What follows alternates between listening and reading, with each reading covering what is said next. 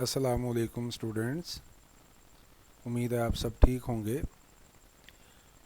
मैं हूं शाहिद अली, बायोलॉजी के लेक्चर के साथ chapter number 4 according to the new syllabus that is about biological molecules.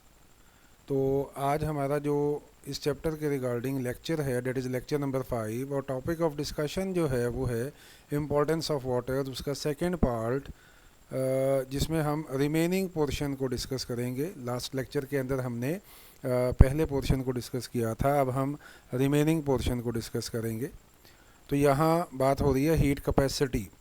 आज का हमारा जो पहला कंसर्न है हीट कैपेसिटी। तो नंबर ऑफ़ कैलोरीज़ या अमाउंट ऑफ हीट, ज़ाहिर बात है हीट को हम कैलोरीज़ या जाउल के अंदर नापते हैं। तो number of calories required to raise the temperature of 1 gram of a substance, किसी भी चीज़ का 1 ग्राम, उसका टेम्परेचर 1 डिग्री बढ़ाने के लिए, ख़ास तौर पे यहाँ 15 से 16 डिग्री सेल्सियस की बात की गई है, यानी कि 1 डिग्री टेम्परेचर को बढ़ाने के लिए जो किसी भी चीज़ के 1 ग्राम का 1 डिग्री टेम्परेचर बढ़ाने के लिए जो हीट, जो नंबर ऑफ़ कैलोरीज़ दरकार होती हैं उसे हम हीट कैपेसिटी कहते हैं उसकी। तो पानी की जो हीट कैपेसिटी है ये 1 कैलोरीज़ है और 1 कैलोरी जो है वो 4.184 जाउल्स के बराबर होती है, जो कि बहुत हाई अमाउंट है। Actually it is the highest heat capacity. तो इस हाईएस्ट हीट कैपेसिटी अगर हम देखें, पानी की मैक्सिमम हीट कैपेसिटी है।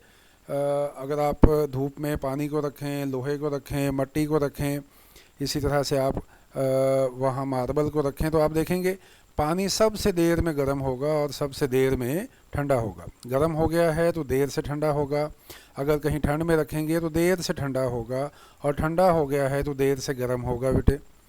तो पानी की हीट कैपेसिटी बहुत ज़्यादा है। अब इसकी वजह क्या है और इसका फ़ायदा क्या है इस कायनात के अंदर और जानदारों के अंदर।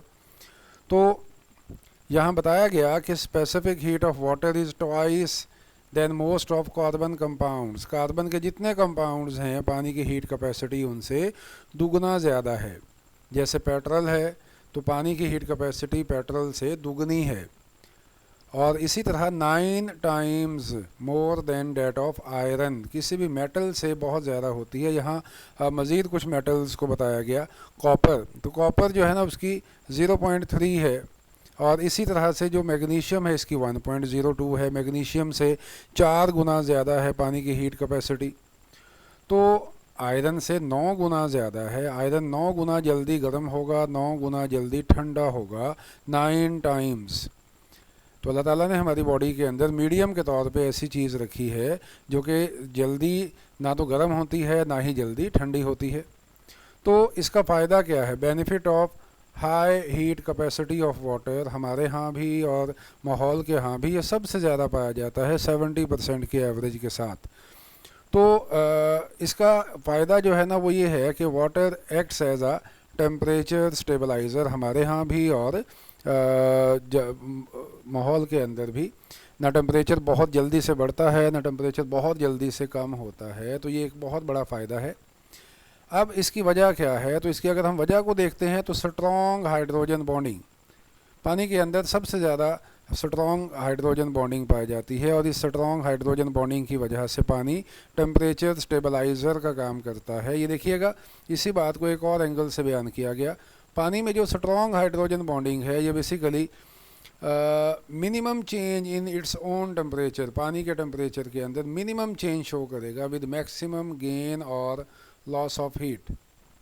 हम मैक्सिमम पानी को हीट देंगे तब जाकर पानी का टेम्परेचर राइज अप करेगा, जबकि लोहे को हम थोड़ी सी हीट देंगे उसके टेम्परेचर में बहुत ज़्यादा इजाफा हो जाता है। और उसकी वजह पानी के अंदर स्ट्रॉन्ग हाइड्रोजन बॉन्ड्स हैं और ज़्यादातर हीट इन्हीं स्ट्रॉन्ग हाइड्रोजन बॉन्ड्स को तोड़ने में इस्तेमाल होती है। यही वजह है कि पानी देर से गर्म होगा और देर से ही ठंडा होता है। अब इसका फ़ायदा क्या है? अगर हम इसका फ़ायदा देखें तो पानी जो है वो टेम्परेचर स्टेबलाइज़र के तौर पे काम करेगा। ये बात अलग से पूछी भी जा सकती है, why water acts as temperature stabiliser, क्योंकि पानी के अंदर स्ट्रॉन्ग हाइड्रोजन बॉन्डिंग पाई जाती है। Water shows the minimum change in its own temperature with maximum gain और लॉस ऑफ हीट, जिसकी वजह से माहौल जहाँ भी पानी मौजूद है उस माहौल का टेम्परेचर ना तो तेज़ी से बढ़ा करता है, ना ही तेज़ी से कम हुआ करता है, और ये स्टेबिलिटी की निशानी होती है। तो पानी एक स्टेबल कंपाउंड है। आगे हीट ऑफ वेपोराइजेशन, तो स्ट्रॉन्ग हाइड्रोजन बॉन्डिंग की वजह से पानी की heat of vaporisation, amount of heat required to change a liquid to gas, तो पानी की हीट ऑफ वेपोराइजेशन भी बहुत ज़्यादा है। अगेन वही बात कि क्यों, तो उसका आंसर भी स्ट्रॉन्ग हाइड्रोजन बॉन्डिंग है। पानी के मॉलिक्यूल एक दूसरे को छोड़कर परे भागने पे राज़ी नहीं होते, दूर दूर होने पे राज़ी नहीं होते। यहाँ कुछ फैक्ट्स दिए गए हैं। हीट ऑफ वेपोराइजेशन पानी की 574 किलो कैलोरीज पर किलोग्राम, या यहाँ से हम किलो किलो को हटा दें तो 574 कैलोरीज पर ग्राम। 1 ग्राम उसका टेम्परेचर राइज़ करने के लिए 574 कैलोरीज चाहिए होती हैं, जो कि बहुत ज़्यादा है। तो पानी के 1 ग्राम का टेम्परेचर राइज़ करने के लिए, तो पानी के 1 ग्राम को वेपोराइज करने के लिए 574, पानी के 1 ग्राम का टेम्परेचर 1 डिग्री बढ़ाने के लिए तो 1 कैलोरी था, लेकिन पानी की जो हीट ऑफ वेपोराइजेशन है 1 ग्राम पानी को उड़ाने के लिए 574 कैलोरीज दरकार होती हैं, और 1 किलोग्राम को उड़ाने के लिए 574 किलो कैलोरीज दरकार होती हैं। यही वजह है कि ये पानी जहाँ भी पाया जाएगा वो उस जगह का टेम्परेचर वो बहुत ज़्यादा ना तो हाई होगा ना ही बहुत ज़्यादा कम होगा। तो earth's temperature is kept moderate. इसी तरह हमारी बॉडी के अंदर भी 70% पानी है, तो हमारी बॉडी का टेम्परेचर भी मॉडरेट रहता है, 37 डिग्री सेल्सियस, ना बहुत ज़्यादा है ना बहुत कम है। इसके बाद एक और चीज़ कि जब भी पानी एवेपोरेट करेगा, पौधे से करेगा तो ट्रांसपायरेशन कहलाएगा, हमारे यहाँ जानवरों में करेगा तो स्वेटिंग कहलाएगा, पर्सपायरेशन कहलाएगा। तो जब भी पानी का 1 ग्राम, ऊपर बात हो रही थी, इसको उड़ाया जाएगा तो 574 कैलोरीज ये हीट का लॉस होगा। तो ज़ाहिरी बात है इससे कूलिंग होगी। और इसको एक और एंगल से देखें कि अगर 1 लीटर में से 2 ml पानी उड़ जाए तो बाकी का जो पानी है उसका टेम्परेचर 1 डिग्री कम हो जाया करता है। इतनी कैलोरीज उड़ जाने के बाद बाकी के पानी का टेम्परेचर 1 डिग्री कम हो जाया करता है। ये कुछ फैक्ट्स हैं। देन कोहिजन, पानी के मॉलिक्यूल हाइड्रोजन बॉन्डिंग की वजह से एक दूसरे के साथ जुड़े रहते हैं। जब भी एक मॉलिक्यूल को खींचेंगे वो साथ दूसरे को खींचेगा, दूसरा तीसरे को खींचेगा, तीसरा चौथे को खींचेगा। तो पानी के मॉलिक्यूल्स के दरमियान जो फोर्स ऑफ अट्रैक्शन है इसको हम कोहिजन कहा करते हैं।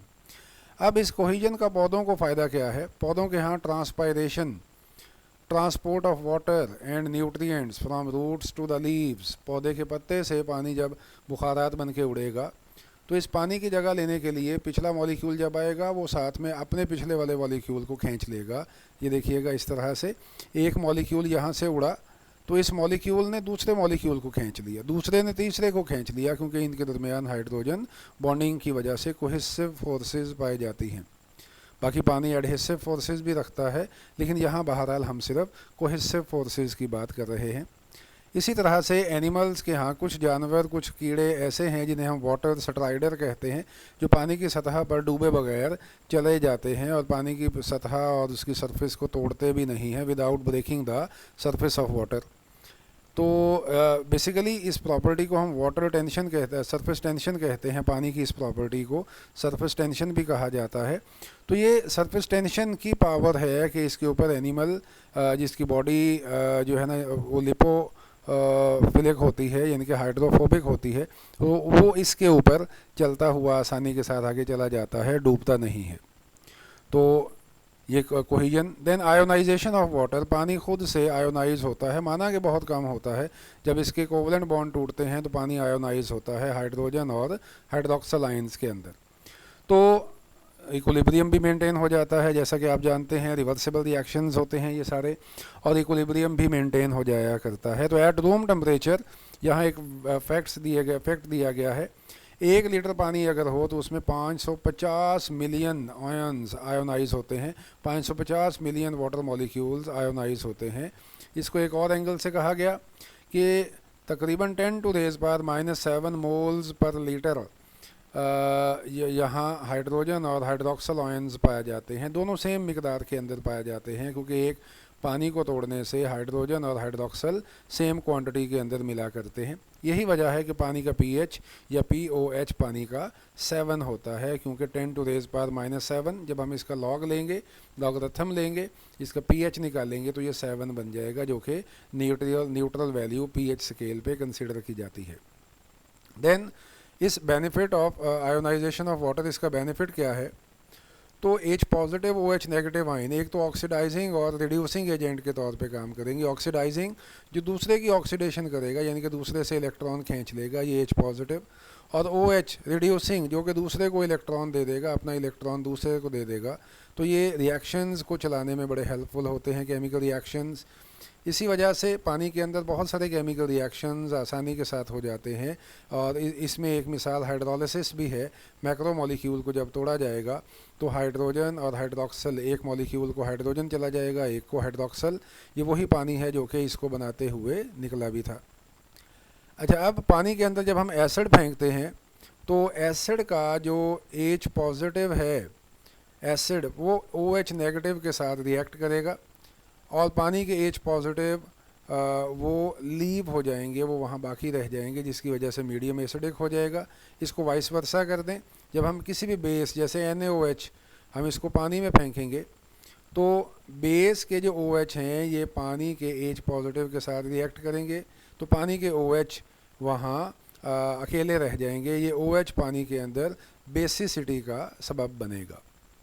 तो इस तरह से किसी भी एसिड को पानी में फेंकें तो मीडियम एसिडिक हो जाएगा, किसी भी बेस को पानी में फेंकें तो मीडियम बेसिक हो जाया करता है।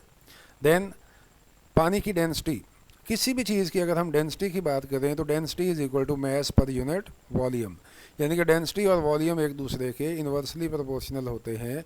हम अगर वॉल्यूम को बढ़ाएं तो डेंसिटी कम हो जाएगी, अब वॉल्यूम को कम करें तो डेंसिटी ज़्यादा हो जाएगी।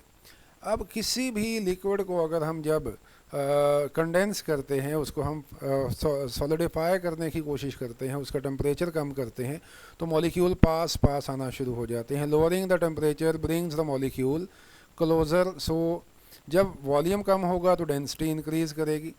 लेकिन पानी के अंदर बिल्कुल ऐसा ही होगा, लेकिन 4 डिग्री सेल्सियस तक। तो पानी की डेंसिटी 4 डिग्री सेल्सियस पे मैक्सिमम होगी, 4 से 3 डिग्री पे जाएगा, पानी के मॉलिक्यूल में मज़ीद पास नहीं आएंगे।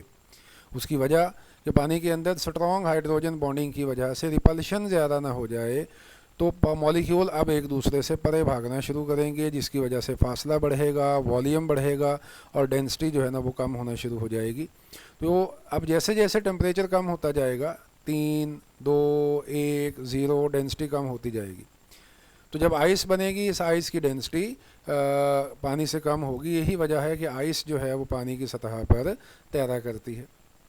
तो यही इसकी इम्पोर्टेंस यहाँ हमारे माहौल के अंदर देखने को भी मिलती है। जब टेम्परेचर 0 डिग्री सेल्सियस पे आएगा, पानी जमेगा, डेंसिटी कम होगी आइस की, तो ये आइस पानी की सतह पे तैरेगी। अब ये आइस बेहतरीन इंसुलेटर है, जो कि नदी के अंदर, दरिया के अंदर, समुंदर के अंदर ठंडे मौसम के अंदर मज़ीद ठंड को अंदर जाने से रोकेगी, अंदर की हीट को बाहर आने से रोकेगी। इसकी वजह से एक्वाटिक इकोसिस्टम जो है ना वो मेंटेन रहा करता है। That is all about today's lecture.